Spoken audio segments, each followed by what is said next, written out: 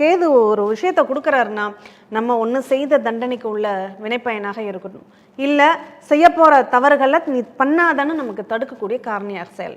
அதுக்காக தான் கேதுவின் அதிதேவதையாக யாரை வச்சாங்கன்னா விநாயக பெருமானை வச்சாங்க.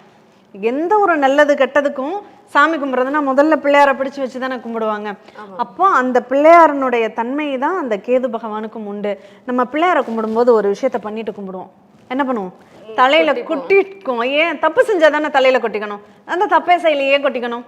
தப்பு செஞ்சிடக்கூடாது, செஞ்ச தப்புக்கு மன்னிப்பு. அதே விஷயம் தான் கேது திசையில நமக்கு கஷ்டம் வருதுன்னா ஒன்றும் தப்பு செஞ்சிருப்போம், அதுக்கான தண்டனை நமக்கு கிடைக்குது.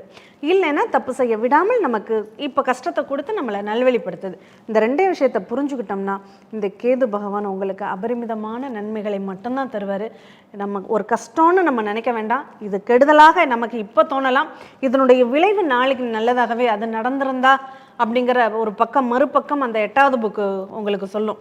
அதை படிச்சுட்டு இந்த கேது பகவான் தசை நடக்குதுன்னா அது எப்படி நம்ம கடந்து போகிறது அப்படிங்கிறதுல கண்டிப்பாக உங்களால் புரிஞ்சுக்க முடியும்.